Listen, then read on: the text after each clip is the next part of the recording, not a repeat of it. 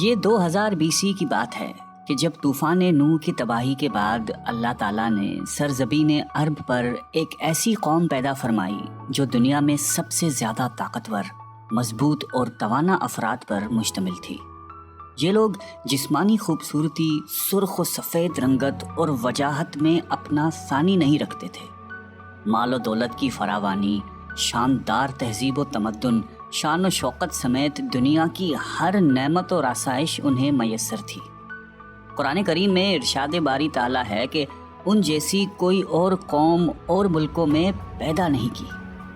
قوم عاد کے متعلق تفصیل سوائے قرآن کریم کے کسی اور مذہبی یا قدیمی تاریخی کتب میں نہیں ملتی۔ اس لیے اس قوم کی حالت کا نقشہ یا قرآن کریم کے ذریعے بن سکتا ہے یا پھر ان اثریات کے ذریعے جو محققین علم آثار نے ان کے بارے میں حاصل کی ہیں۔ مورخین لکھتے ہیں کہ عاد نام کا ایک شخص حضرت نوح کی چوتھی نسل میں ان کے بیٹے سام کی اولاد میں سے تھا۔ چنانچہ اس شخص کی اولاد اور اس کی پوری قوم عاد کے نام سے مشہور ہو گئی۔ وہ اعرابی تھے جو بہت لمبے اور مضبوط ستونوں پر قائم کردہ عالی شان محلات میں رہا کرتے تھے۔ قرآن کریم نے انہیں ارم ذات العماد یعنی ستونوں والے کے نام سے یاد کیا ہے۔ ارم ان کا بہت خوبصورت شہر تھا جس کے آثار 1984 میں خلائی شٹر چیلنجر کی مدد سے دریافت کیے گئے ہیں۔ یہ علاقہ آج کل عمان کا حصہ ہے۔ بحریہ عرب اور بحر احمر کے درمیان عمان، حضرموت، بحرین اور مغربی یمن تک ایک وسیع صحرا ہے جسے صحرائے الاحقاف کہتے ہیں۔ یہ دنیا کے عظیم صحراؤں میں سے ایک ہے جس کا رقبہ ایک محتاط اندازے کے مطابق 65 لاکھ مربع میٹر ہے۔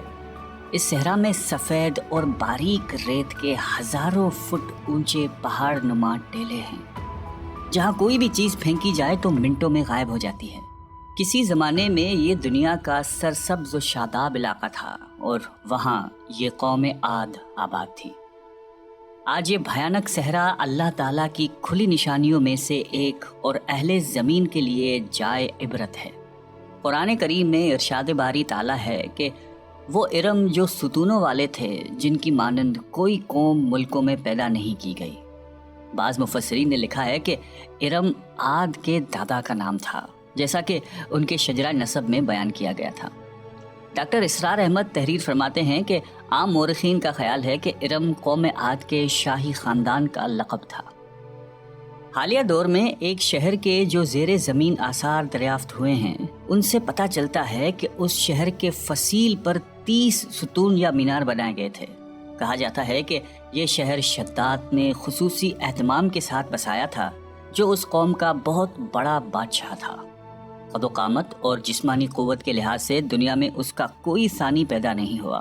اس طرح اس قوم نے جس معیار اور جس انداز کی تعمیراتیں کی، ایسی تعمیرات اس سے پہلے دنیا میں کبھی کسی قوم نے نہیں کی۔ شاید اسی لیے یہ جگہ شداد کی جنت ارضی کے نام سے تاریخ میں مشہور ہے، تاکہ لوگ آخرت کی جنت کے بدلے اس نقد جنت کو اختیار کر لیں۔ مگر جب یہ عالی شان محلات تیار ہو گئے اور شداد نے اپنے روسائے مملکت کے ساتھ اس میں جانے کا ارادہ کیا تو ان پر اللہ تعالیٰ کا عذاب نازل ہوا اور وہ سب ہلاک ہو گئے اور وہ محلات بھی مسمار ہو گئے۔ اس اعتبار سے اس آیت میں قوم عاد پر آئی ایک خاص عذاب کا ذکر ہوا ہے جو شداد بن عاد اور اس کی بنائی ہوئی جنت پر نازل ہوا۔ ایک اور روایت کے مطابق عاد کے بیٹے شداد نے جب جنت کے نام اور خصوصیات سے متعلق سنا تو اس نے زمین پر ایسی ہی جنت بنانے کا ارادہ کیا اور عدن کے کسی صحرا میں تعمیرات کا کام شروع کر دیا، اور مسلسل 300 برس کی شب و روز کی محنت کے بعد دنیا میں ایک خوبصورت جنت بنا دی جس میں شاندار محلات بھی تھے اور نہریں اور آبشار بھی۔ شداد کی عمر 900 سال ہو چکی تھی۔ ایک دن اس نے قوم عاد کے لوگوں کو جنت کے دیدار کی دعوت دی۔ وقت مقررہ پر وہ اپنے لوگوں کے ساتھ جنت کی جانب روانہ ہوا۔ ابھی شہر ارم کے عالی شان دروازے کے قریب ہی پہنچا تھا کہ رب ذوالجلال کے عذاب نے آ گھیرا۔ یوں شداد اپنی جنت کے ساتھ زمین میں ہی زندہ دفن ہو گیا۔ طوفان نوح کے بعد قوم عاد ہی وہ پہلی قوم تھی جو بتوں کے پجاری بنے۔ علامہ جلال الدین سیوطی اپنی تفسیر میں تحریر کرتے ہیں کہ قوم عاد نہایتی زوراور اور بہادر قوم تھی۔ وہ سب بت پرست تھے۔ مختلف کتب میں ان کے بتوں کے مختلف نام بیان کیے گئے ہیں۔ کچھ نے بتوں کے نام صدا، سمود اور ہیرا بتائے ہیں۔ مورخین کی رائے کے مطابق ان کے معبود بھی قوم نوح کی طرح پتھر کے 5 بت یعنی ود، سوا، یغوث، یعوق اور نصر ہی تھے۔ کفر و شرک کے سمندر میں غرق قوم عاد کی بد اعمالیاں جب اپنی انتہا کو پہنچ گئیں تو اللہ تعالیٰ نے انہی کے قوم کے ایک نیک اور صالح بندے کو ان پر پیغمبر بنا کر مبعوث فرمایا۔ حضرت ہود قوم عاد کی سب سے معزز شاخ خلود کے ایک خوبصورت اور وجیح شخص تھے۔ حضرت ہود علیہ السلام نے ان سے کہا کہ بھائیو، ایک اللہ ہی کی عبادت کرو، اس کے سوا کوئی تمہارا معبود نہیں۔ قوم عاد کے سرداروں نے جواب دیا کہ تم ہمیں احمق نظر آتے ہو اور ہماری نظر میں تم جھوٹے ہو۔ حضرت ہود نے کہا کہ میں رب العالمین کا پیغمبر ہوں اور اللہ کا پیغام تم تک پہنچاتا ہوں۔ کہنے لگے تم ہمارے پاس اس لیے آئے ہو کہ ہم اپنے ان معبودوں کو چھوڑ دیں جنہیں ہمارے باپ دادا پوجتے تھے اور صرف ایک اللہ کی عبادت کریں؟ اگر تم سچے ہو تو جس عذاب سے ہمیں ڈراتے ہو وہ لے آؤ۔ حضرت ہود مسلسل 50 برس یا اس سے بھی زیادہ وعظ و نصیحت کرتے رہے۔ کبھی انہیں اللہ کی عطا کردہ نعمتیں یاد دلاتے تو کبھی عذاب الہی سے ڈراتے، کبھی طوفان نوح کی ہولناکیوں کا ذکر فرماتے، لیکن وہ غرور و تکبر میں اندھے اور بہرے بنے رہے۔ انہیں اپنی طاقت پر بڑا گھمنڈ تھا۔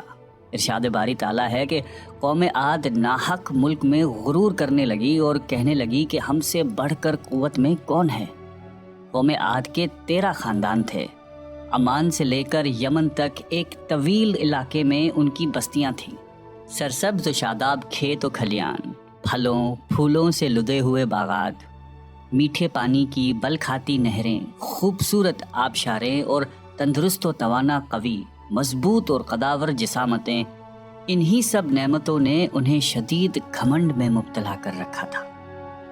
حضرت ہود علیہ السلام نے اپنی قوم کو راہ راست پر لانے کے لیے بڑی جدوجہد کی، لیکن قوم عاد آپ کو جادوگر اور سحر زدہ شخص خیال کرتے تھے کہ جنہیں ان کے پتھر کے باطل خداؤں نے دیوانہ بنا دیا تھا۔ بالآخر وہ لمحہ بھی آ گیا کہ جب حضرت ہود علیہ السلام نے بارگاہ الہی میں دعا فرمائی کہ اے میرے پروردگار، انہوں نے مجھے جھوٹا کہا ہے، اب تو میری مدد کر۔ فرمایا اے نبی، یہ تھوڑے ہی عرصے میں اپنے کیے پر پچھتانے لگیں گے۔ اللہ تعالیٰ نے اپنے نبی کی دعا قبول فرمائی اور قوم عاد پر عذاب کی ابتدا ہوئی۔ بادلوں کے فرشتے کو حکم ملا کہ اب بارش نہ برسائی جائے۔ چشموں کے فرشتوں کو حکم ملا کہ ان کے چشموں اور آبشاروں کو خشک کر دو۔ دیکھتے ہی دیکھتے شادابی ویرانی میں بدل گئی، مویشی مرنے لگے، پھل اناج ناپید ہو گیا۔ پوری قوم خشک سالی کا شکار ہو کر بدحال و پریشان ہو گئی۔ یہ سلسلہ مسلسل 3 سال چلتا رہا۔ نبی سے قوم کی یہ پریشانی دیکھی نہ جاتی تھی۔ مسلسل وعظ و نصیحت کرتے رہتے اور فرماتے کہ اے میری قوم، اپنے پروردگار سے بخشش مانگو، پھر اس کے آگے توبہ کرو، وہ تم پر آسمان سے مینا برسائے گا اور تمہاری طاقت اور قوت میں اضافہ فرمائے گا۔ کہنے لگے ہود، تم ہمارے پاس کوئی دلیل ظاہر نہیں لائے، ہم صرف تمہارے کہنے سے نہ تو اپنے معبودوں کو چھوڑنے والے ہیں اور نہ تم پر ایمان لانے والے ہیں۔ ہم تو یہ سمجھتے ہیں کہ ہمارے کسی معبود نے تمہیں آسیب زدہ کر کے دیوانہ کر دیا ہے۔ اس زمانے میں یہ دستور تھا کہ قوموں کو جب کوئی مشکل آ گھیرتی تو وہ بیت اللہ شریف جا کر اللہ کے آگے آہوازاری کرتے اور ان کی مشکل رفع ہو جاتی۔